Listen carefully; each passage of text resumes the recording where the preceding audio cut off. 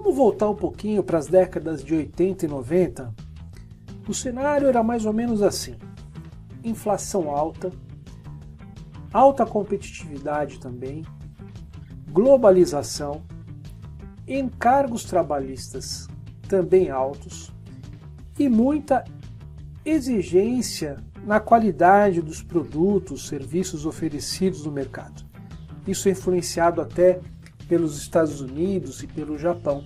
Apesar de hoje não ser novidade alguns desses itens, na época foi um baque para as empresas, pois elas teriam que se adaptar a esse cenário tão difícil.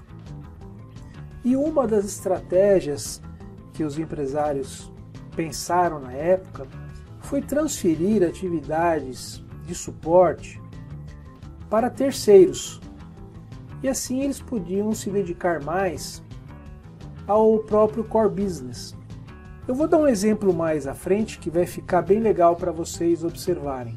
As atividades que nós chamamos lá de suporte são atividades rotineiras dentro de uma empresa, muito necessárias, mas que não têm uma ligação direta com o core business.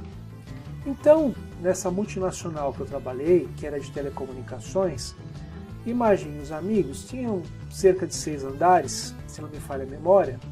Então imagine, é um baita de um condomínio. Então tinha limpeza, segurança, refeições, transporte e tantas outras atividades que a empresa tinha que se preocupar, mas o negócio dela era telecomunicações. Então ela pensou, por que não passar para outras empresas essas atividades que nos dão dor de cabeça e nós não somos especialistas nisso. Nossa especialidade é telecomunicações. Foi o que eles fizeram então, por volta de 1987, 88, se eu não me engano. Ela terceirizou o refeitório, tinha cerca de 6, 7 funcionários, tirando o pessoal da limpeza.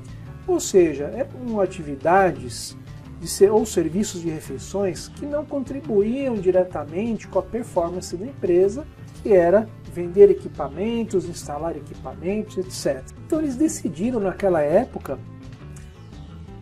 terceirizar, contratar uma empresa especializada em serviços de refeição. Obviamente que eles utilizavam lá a infraestrutura local, porque era, como eu disse, um prédio de 5 ou 6 andares, e eles então tinham toda a estrutura à sua disposição lá. E a empresa de serviços vinha lá e preparava as refeições. Como eram especialistas nisso, os funcionários gostaram muito da ideia, tinham mais variedades. Nessa onda aí de terceirizar as atividades, nós também observamos aí, por volta dos anos 90, indo para o ano 2000, que as empresas começaram então a tirar, algumas áreas, algumas atividades que eram muito rotineiras e transferi-las para empresas menores, especializadas nessas atividades. E assim foi se fazendo uma rede de pequenos fornecedores em torno da empresa maior, que vamos chamar assim de empresa mãe, e essas empresas seriam como se fossem satélites, que forneciam então produtos, serviços em geral para a empresa mãe, e a empresa mãe ela ficava então preocupada apenas com a sua atividade fim e se preocupava então com os desafios do mercado, se preocupava em se tornar uma empresa mais rápida para atender as demandas dos clientes. Nós temos aí casos muito típicos, que são os casos das empresas automobilísticas, por exemplo, onde as empresas automobilísticas são montadoras até hoje.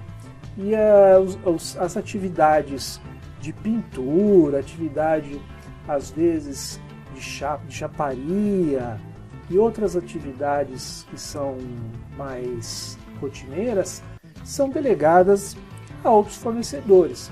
Então você tem um fornecedor lá especializado em fabricar e colocar vidro, você tem um fornecedor que é especializado em instalar o software no automóvel, outro fornecedor ele é especializado em fazer polimento, por exemplo, enfim. E a região de Campinas, São José dos Campos e ABC, elas foram então muito valorizadas com isso, não é? Ajudando inclusive na empregabilidade das pessoas.